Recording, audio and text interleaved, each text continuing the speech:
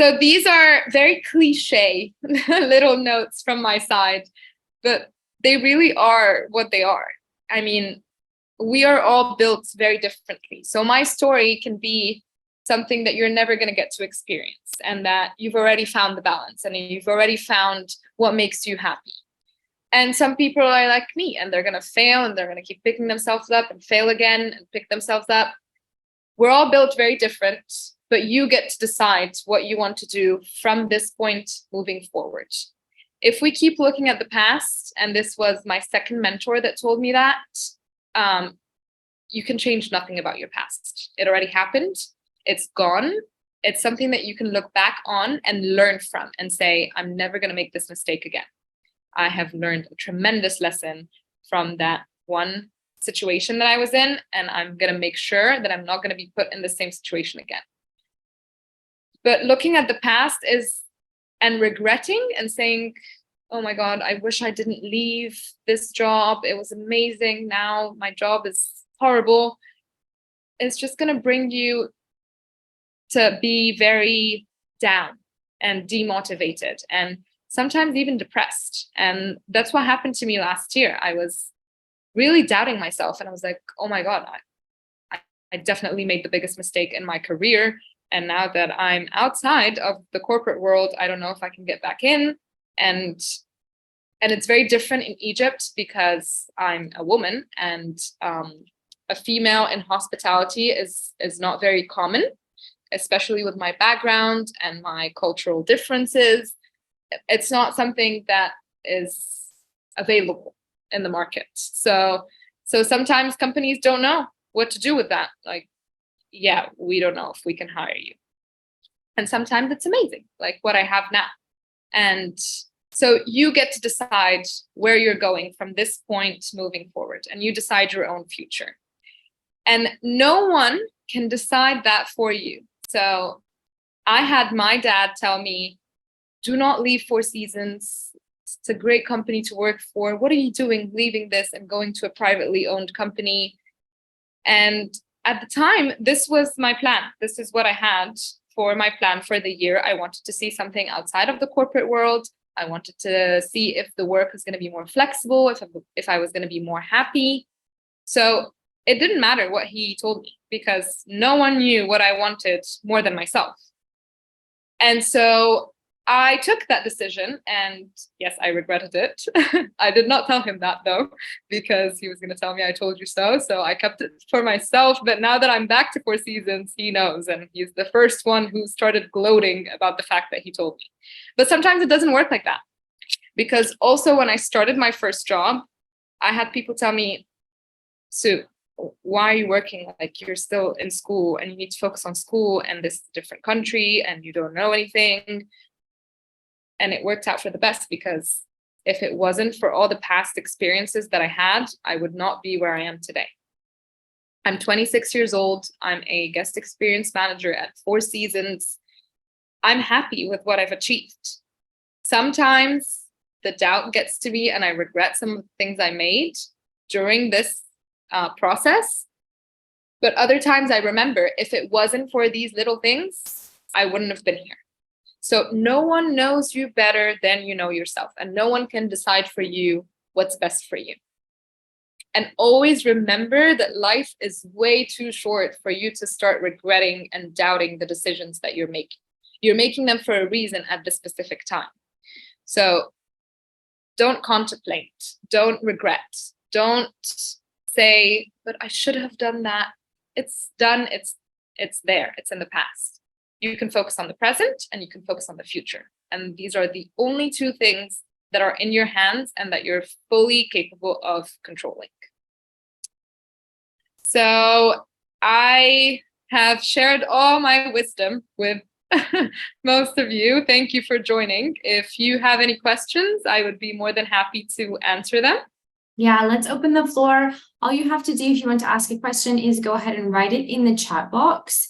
I'll take a moment so you can go ahead and write them in there, and I can share them with Suzanne and she can answer anything that, here we go, perfect. What's the thing you enjoy most about your work? I'm going to be very honest. It is the guest interaction.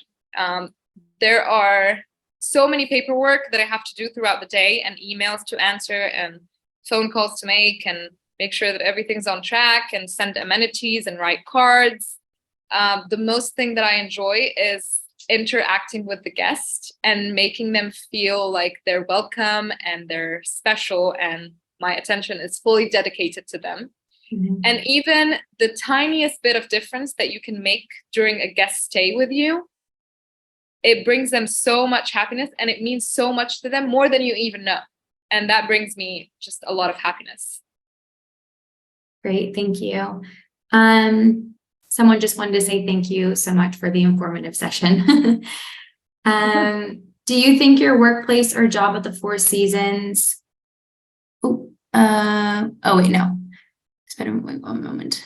Oh, do you think your work place offers a good work-life balance? Yes, but you're never going to get anything without asking for it. So currently I have an amazing work-life balance. I get to travel. I get to do the things that I love to do. I get to go to the beach most of the summer, and I get to see my friends and my close ones. But sometimes I see other people in the same position as me, and they don't get to do these things, and they don't have a very good work-life balance. But the company really promotes a healthy work-life balance. And if you ask for it, you will receive it. You just need to know who to ask and how to really divide your life from personal and professional. Great, thank you. We have another question. How can I manage my daily time between work, studying, and personal time? Because the majority of our students, like you when you were in university, they work and they also go to school. Okay, so it's really simple. You have to minimize the amount of time you spend on things that are not gonna benefit you in any of these three areas.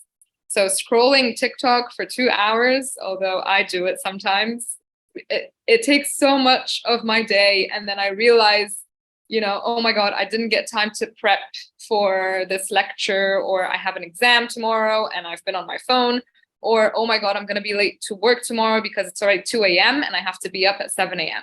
So you need to realize that sometimes the things that you love, you need to dedicate the time a little shorter, and you need to prep yourself for the next day. So say the next day I have 3 lectures and I need 7 or 8 hours of sleep, and then I have work from this time to this time.